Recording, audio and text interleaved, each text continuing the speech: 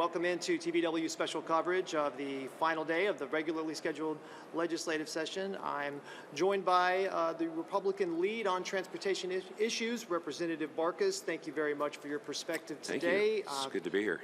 So what's your takeaway? What are your major takeaways from the transportation proposals in the budget this year?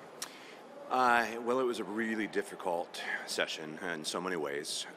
We were faced with some incredible challenges right out of the gate, about $1 billion shortfall, ever-increasing costs of projects, and a decline in revenue. So you mix that all up and try to keep things moving. It was tough.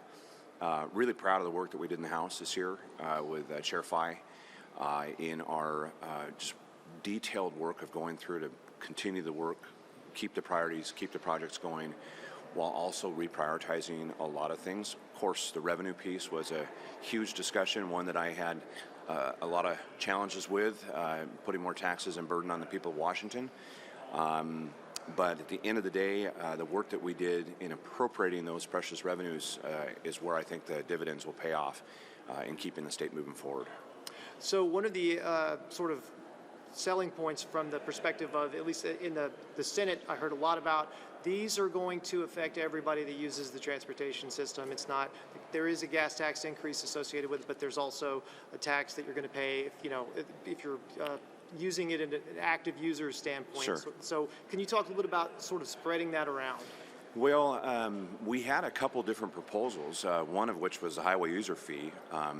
It was not the road usage charge, but it was a model that actually was, in my opinion, a much more equitable way of having people participate in the process of providing revenue for transportation.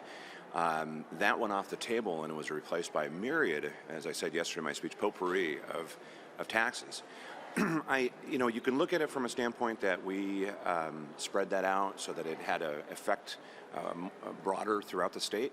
In my opinion, I think some of those taxes were really difficult, and they hit certain segments of our population in a more challenging way. Some of the taxes on boats and vehicles and weight fees, and of course the increase in the gas, and the higher increase in diesel, which I was opposed to, just because of what effect that will have on our trucking industry, supply chain, everything along those lines.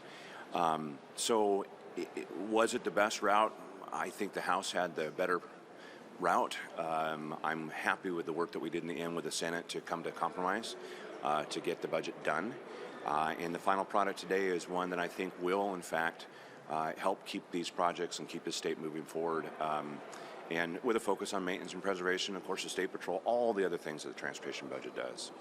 And what do you see as another discussion for next year? You mentioned the Sure. highway user fee. Is that something that might come up again? I do believe it will. One of the main reasons why we did not pursue that was the fact that it came so late in session. And there is a process, and we want to make sure the public knows about this process. We want to make sure that it's well vetted. But we have to take into consideration the declining gas tax. Even with the increases in it, it is a declining revenue source. And, we won't see that in the next couple of years, but we will over the next 10 years. And so having an alternative source to fund our transportation system is going to be critically important. So I'm looking forward to that conversation, a broader discussion, and then again I will come back and try to continue to work to reprioritize existing revenues like the sales tax on vehicles, like the Climate Commitment Act money that I have been arguing for years, of being able to use more of those resources for traditional transportation. So there's a policy in Washington that it's connected to a clean trucks rule, clean cars rule, that basically requires manufacturers to sell a certain percentage of zero emission or electric vehicles if they want to sell diesel or gas burning vehicles. And there's been a lot of pushback from the industry. What's your perspective on that issue? I'm disappointed that we didn't get a clear-cut solution to that this year. I worked on that from day one with the industry, with my great colleague, Senator Barkis in the Senate. It is a bad policy for Washington State. It's a bad policy that we are relying on mandates and artificial dates that we put into play that have a direct impact on our trucking industry, on the ability to purchase the necessary equipment. We have incredible clean diesel products out there. And this mandate to go to electric, when we don't have the infrastructure, you don't have the vehicles yet, and the cost is exorbitantly higher. It's double, triple the cost. So I think that we need to really go back in the interim and work on that. There has been some progress made on the federal level that we're starting to see some things come down that I think will force us to look at that. California is already looking at moving away from some of those standards that they had put in as far as the dates.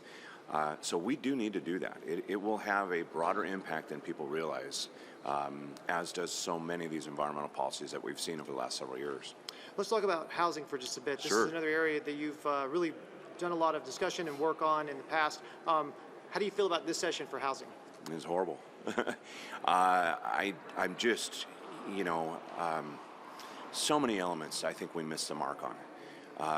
We need to continue the conversation around supply. It should be nothing but conversations around supply, removing barriers, lowering the costs. I find it interesting that last session started off with a bill that I've been working for 3 years now, the lot splitting bill, which I think will have a huge impact on supply and the opportunity to build in Washington State. It was the first bill of the session last year. It's the last day and we still haven't run that bill. The first priority of this session was the rent stabilization, rent control bill. It shows you where the priorities were, and I think that those priorities are out of line with what is needed in Washington State. The battle on rent stabilization was epic, and we fought to the very end. And I'm afraid that will have extreme consequences in Washington State when it comes to development, when it comes to building. Received a letter from a very large builder of apartments that said with the passage of that bill, they are pausing all of their construction in the Puget Sound region. And that's a detriment. So we really need to go back to the drawing board, and we can't stop to work on supply. We're never going to hit our targets of what the need for Washington State is if we don't do that.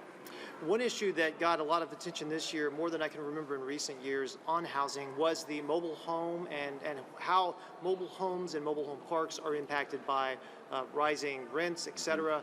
There was legislation to allow those to be mortgaged that I thought was interesting as well. Can you talk about that issue too and kind of how that factors into this whole big picture? Yeah, and I mean, I think that became really one of the focal points when it came to the rent stabilization. The solution that was being presented was we need to stabilize these rents that are increasing in these mobile home parks.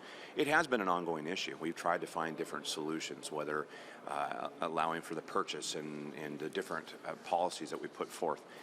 We introduced several different pieces of legislation that didn't even get anywhere in the process to put together an assistance program, so where we could help those most in need. You have a situation where you have very older mobile home parks, and you have a situation where ownership is changing. It's a very interesting model. And when new ownership comes in, a lot of times you've got deferred maintenance, you've got all these things that happen that increases the cost, which is then translated to the end user, the renter of that space. And it has presented itself throughout the state.